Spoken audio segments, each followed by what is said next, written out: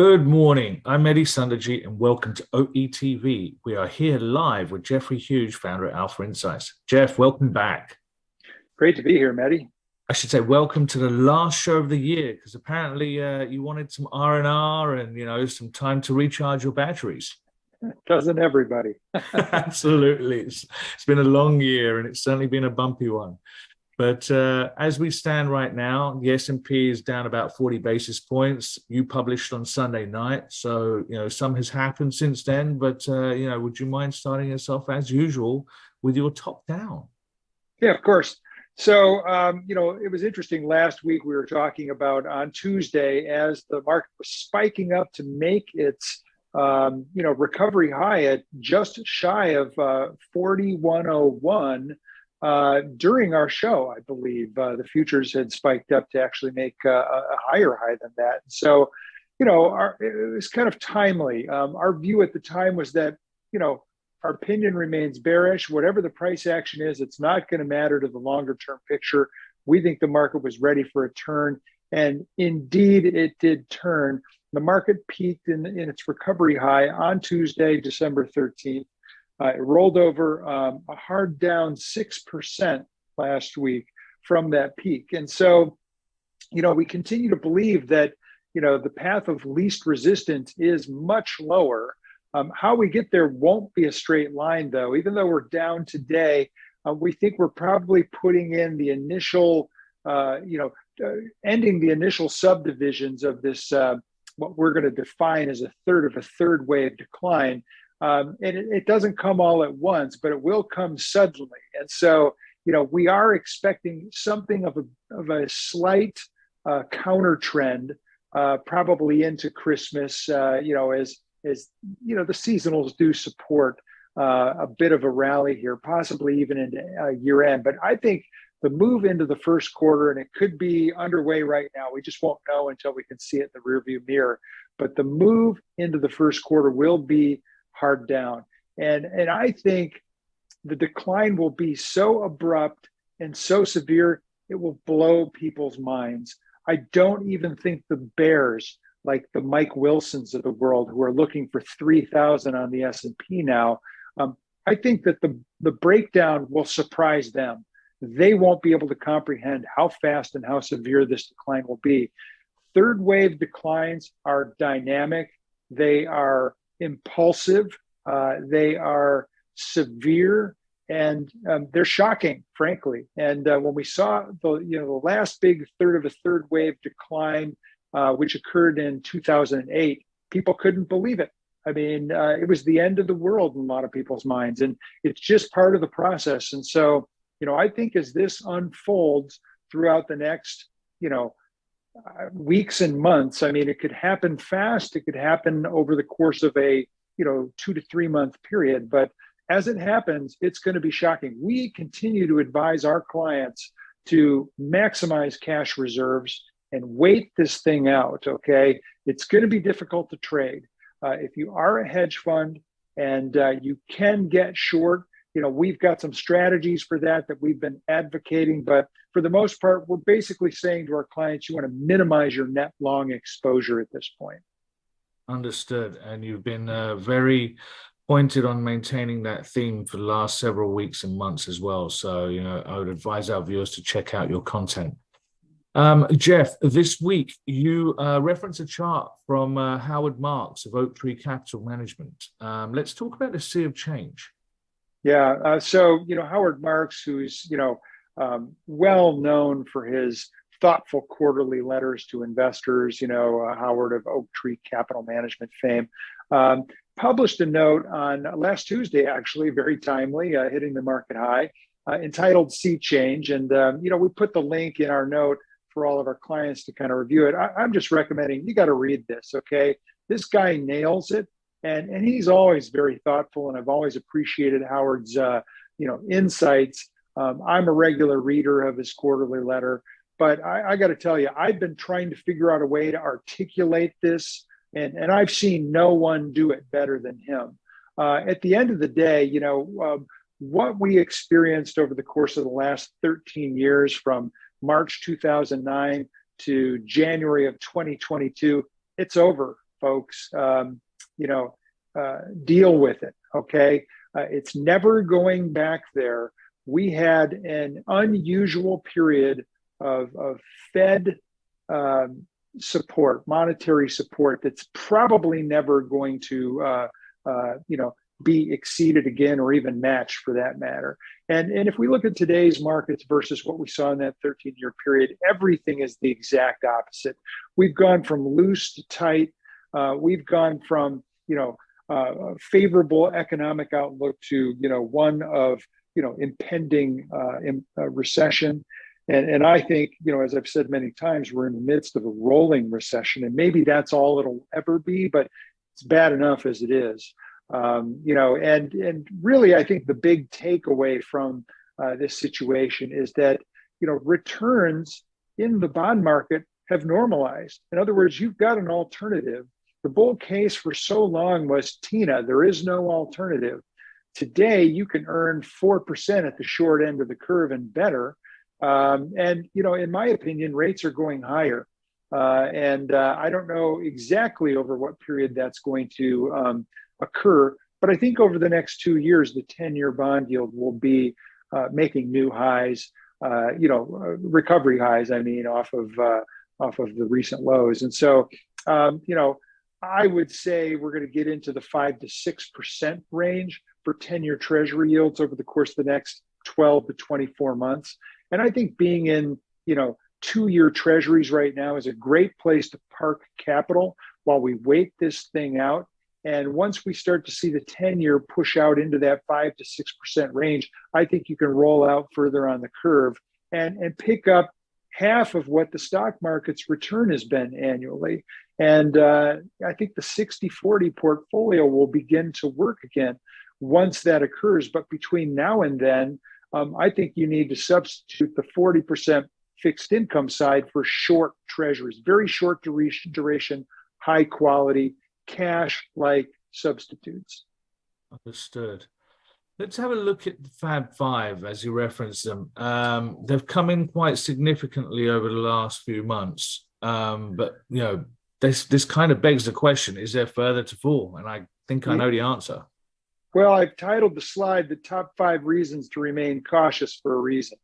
And I've dubbed these the Fab Five. I'm sick of these ridiculous acronyms, that keep changing as the companies change or the names of the companies change for that matter. But, Apple, Microsoft, Alphabet, Google, Amazon, and Tesla barely are the top 5 market cap companies in the S&P 500. Apple more than others, trading at 6.5% of the S&P 500's market cap. Tesla only 1.33%. So, just slightly above Berkshire Hathaway and a couple others that are just below it. And, some of these other names like Netflix and Facebook / Meta, they've fallen way out. NVIDIA's fallen out of the top 5. And so, they may, return, who knows? But for now, we need to focus on these heavyweights in the S&P 500. And we could take a look at their valuations. And clearly, those valuations have been reined in. The Fab Five traded at a premium of 230% of the market just as recently as August, which was the last time we ran this slide. And the PE on forward PE on average for these 5 names was 41 times. Now we've pulled back to just 150% premium to the S&P, and the forward 12-month PE multiple, the average weighted multiple for these 5 stocks has now slipped down to 26 times. Now the S&P is trading around 17 times as of last Friday's close when we ran these numbers. And so, still the Fab Five look exceedingly expensive relative to the S&P 500. But I'd even go further, and I'd say, look, the 10-year Treasury yield, which on Friday had a PE of just under 29 times, that's basically the risk-free rate, okay? And there's no way that we can look at the Fab Five and say that they're risk-free. So even though they're trading at a discount to the 10-year Treasury, on a risk-adjusted basis, they look very expensive to me, even compared to Treasuries, which look expensive compared to stocks based on the history. But I would argue that, the valuation here in treasuries is the best we've seen since 2008, right? So nothing wrong with owning short-term treasuries, no doubt, in the 4% yield or better. But I take a look at the operating performance of these companies as well. And if we look in the third quarter, and take Tesla out of it because I think it's an anomaly with its growth. Certainly earlier stage than Apple, Microsoft, Amazon, and Google. But you look at the other four, and it was abysmal. Third quarter earnings growth was a collapse. Okay, and if we look at the weighted average growth of the five, it was down 2.8% in terms of earnings versus the S&P up 3.9%. Now, I'm not saying that the S&P was a home run, but comparatively speaking, there really is no reason for these five stocks to be trading at such a huge premium. Revenue growth was a little bit better, but not much. And as nominal GDP growth compresses next year, which I'm certain that it will, then I think that revenue growth, that top line for this Fab Five, will collapse, and margins will collapse as well. And those earnings are really going to be in trouble next year. And so these stocks, which have the biggest influence, less today than say back in August, where it was 23% of the market cap of the index. Today it's just 19%, but still 19% is a lot. And if these five stocks, come back in toward, say even just a 50% premium to the S&P 500, that's going to have a lot of impact on the S&P as an index. So, that's the point. And, just don't throw caution to the wind here because valuations matter. And a little spoiler alert here, we may be talking about one of the Fab Five a little bit later in the show. Stay tuned and find out. Jeff, this is a very interesting chart. Triple negative divergence. What is this saying about the trend here? Yeah, so negative divergences, and particularly negative momentum divergences, have attended each of the important market turning points throughout the past year. And our old colleague at Citigroup, a fellow by the name of Tom Fitzpatrick, I think I've mentioned him before. He's the fixed income, commodity, and currency technical analyst at Citi, and does a great job. But he coined this term many, many years ago, the triple negative divergence, which he used to describe, a condition that existed when, any price series or any price of an instrument made, a series of three consecutive or sequential highs, and that condition was attended with three sequential lows in momentum. In other words, the divergence between each of those new highs in momentum continued to accelerate to the downside, essentially. And so, that condition exists today. We have a triple negative divergence, three sequential highs in price, three lower highs in momentum. And as a result, I think we have to take into consideration what Tom dubbed, in his opinion, that this condition was something that would likely precede, based on history, major trend reversals in price. And so I think the condition is developed as of Tuesday's intraday high in the S&P. And by Thursday of last week, it was abundantly clear that the market was reversing hard down. And we see that continuing yesterday and into this morning's open. And so, my suspicion is that this nails it. This is marking the big reversal in price. And that's one of the reasons that we are confident in our analysis at this point. So that rolls us nicely into technicals. Let's talk about the primary degree Elliott wave count. Yeah, so first, let me just, the backstory on this is that we've been calling the January high cycle wave 5, okay? The end of cycle wave 5 of most likely super cycle wave 3. And at the very least, we need to correct cycle wave 5. And cycle wave 5 began 13 years ago off that March 2009 low. And what we're looking at here in these charts is just the advance off the March 2020 low. And so that advance was primary wave 5 up of cycle wave 5 up. of super cycle wave 5, which is a 90-year cycle dating back to 1932. And, from our perspective, that is a big advance that needs to be corrected. And so far, we've seen a relatively small degree correction. Okay, we've counted it as primary degree in terms of the June low, and we count 5 waves down. And into that June low, we believe that that is the first of a series of a 5-wave motive wave to the downside. And so we're counting it as primary wave 1 down. And the August advance, the advance into the August high rather, was a counter trend advance that we're counting as primary wave 2. And so everything since August, based on this count on the left-hand side, is part of primary wave 3 down. And so the October low was intermediate wave 1 of primary wave 3 down. The rally into last Tuesday's high, the December 13th peak, was intermediate wave 2 of primary wave 3 down. And that puts us in the midst of a third of a third wave decline. Primary, or I should say intermediate wave 3 down of primary wave 3 down is now in progress. And based on this count, this should carry the S&P 500 index down to a range of around 2,750 to 2,400 based on our best calculations, okay? Now, if by some miracle we were able to stage a rally into year end that recovers above the December 13th high, last Tuesday's high, and takes out the 50-week moving average, then it's possible that the alternate count, which is illustrated on the right, is operative. And all that count really does is it changes the view that this is going to be a 5-wave motive wave decline into the view that it's going to be a 3-wave corrective decline. And so we've relabeled the June low as primary wave A of an ABC 3-wave corrective pattern. And everything after that is part of primary wave B. And primary wave B is unfolded as what we believe would be a flat. A flat is kind of a lateral consolidation.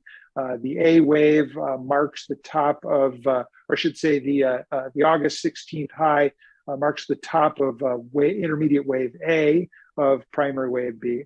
The October low would be intermediate wave B of primary wave B. And what's unfolding right now is likely to prove to be intermediate wave C of primary wave B. Once that's complete, we wouldn't expect it to exceed S&P 4365, which is the 618 retracement of the January-June decline.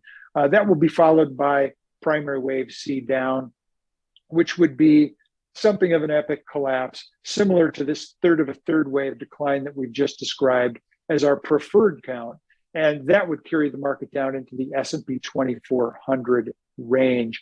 By the way, once we hit that level, that would only end cycle wave A of an ABC corrective pattern at a larger degree of trend. And so, without getting too far into the weeds there, we want to emphasize the fact that the count on the left-hand side of the screen, our preferred count, we'd attach about a 70% probability to that.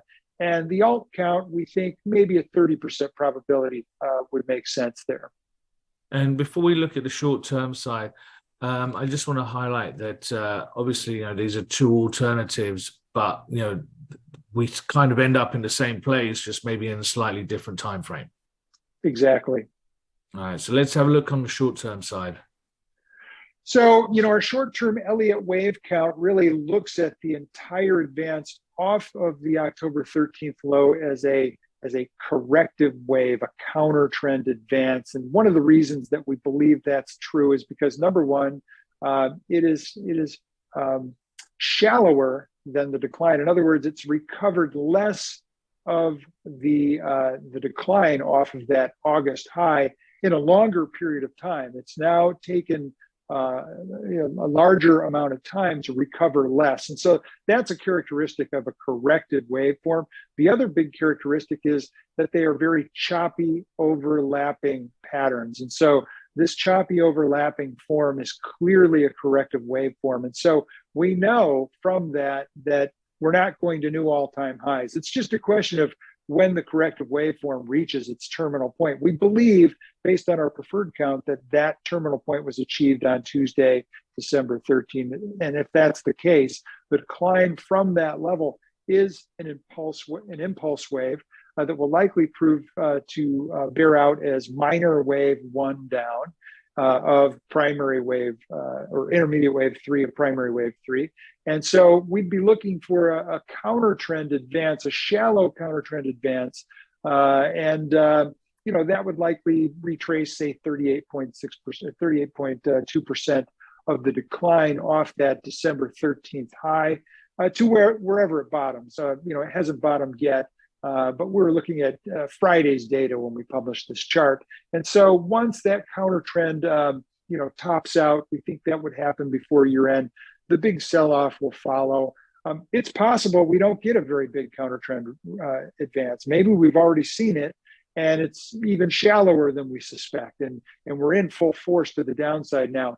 Whenever we're talking about a third of a third wave decline, the surprises tend to happen on the downside. So be prepared for this thing to be a wild and crazy downside ride that nobody could predict how it's going to play out. It could be something of an epic waterfall event. Wow. Well, it's look out below, looking at everything you're putting in front of us. How are the market internals looking? I got to say they peaked. Okay, we're looking just at S&P 500 internals, so a narrower scope than what we've been discussing for the last several weeks.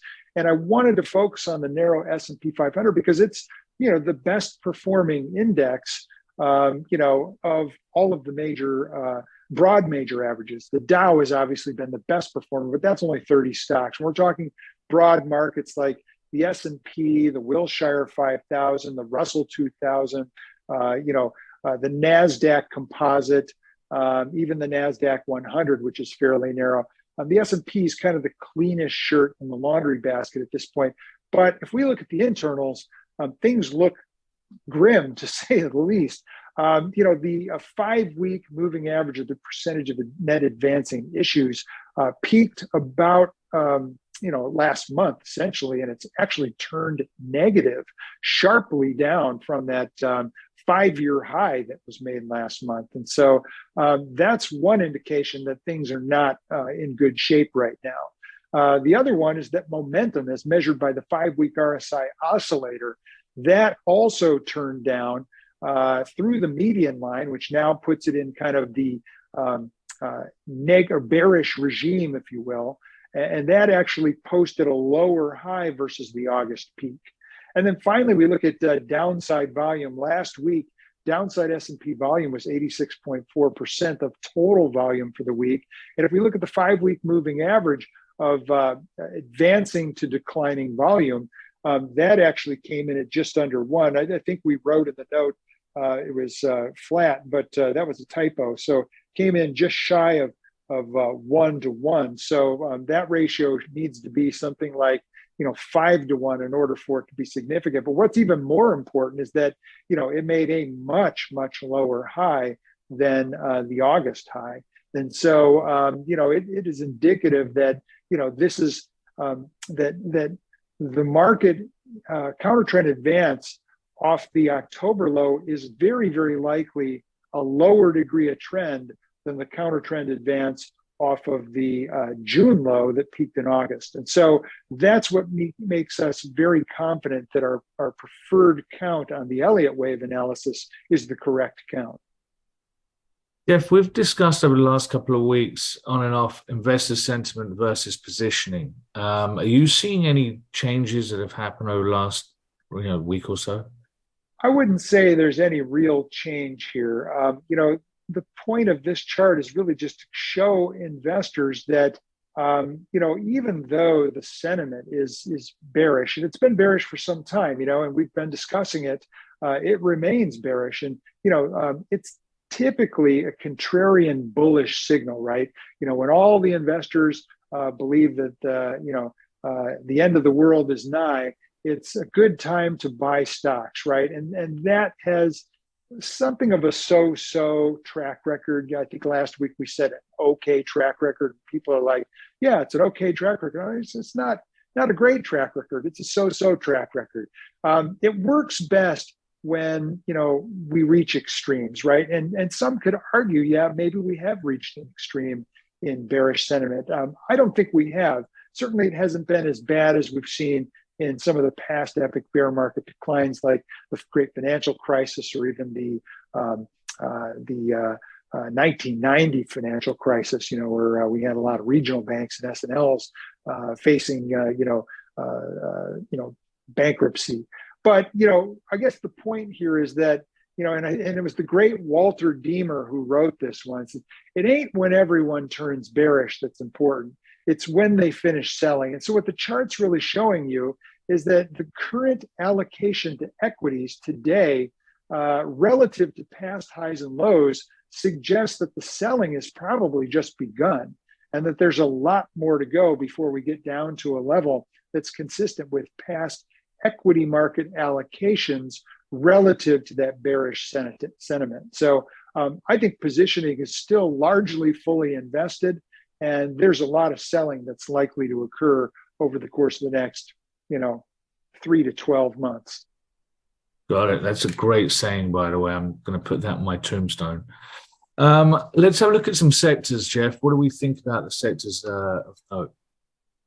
Well, this is the weekly performance comparison for the 11 S&P 500 GICS sectors. And, the message here is defense, play defense. And that's what's happening here. Last week, as you may recall, it was energy that got absolutely trounced. It was down, I think 11%-ish.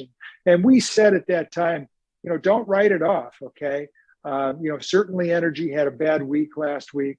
But if we take a look at the longer term relative strength profile of energy, it still, it still leads the S&P 500 on a sector basis in terms of the number of or percentage of constituents trading above its 200-day moving average. And, it is the year-to-date top performer among sectors. And even last week, we saw a big recovery rally in the face of a very, very challenging week that's driven by recession fears. And so, here we can see discretionary on the far right was the worst performer, followed by communications and technology. Together, those three sectors are 50% of the S&P 500's market cap. The next worst was financials. That's another 15%. So there we're talking 65% of the S&P 500 market cap in the four worst performing sectors, and they're all highly cyclical. And so, the moral of the story is you want to err on the side of being defensive. We think utilities, staples, healthcare, and I wouldn't throw energy out yet. I'd still also point out that materials and industrials have been performing better, and I think that has a lot to do with the infrastructure legislation that was passed earlier this year. Okay, Jeff, there's been a lot of negativity painted in this conversation. How do we make some money in this? Buy Moderna. We like this stock. It looks like the stock bottomed. It's a classic pattern base formation of the double bottom variety here. The stock has broken out from its downtrend. It's put in a nice, almost a year-long base formation, and it's broken out above the $187 level. I think the stock went out at 191 last night. So, as long as it holds above that level, I think that this pattern's resolved. And the pattern counts initially to 260, then 324. So about a 36% upside to our initial target. We'd use a stop loss at 170 to, budget risk. That sets up a 3-to-1 positive risk skew. And what about on the downside? I feel like it could be one of our not so Fab Five. This is the elephant in the room.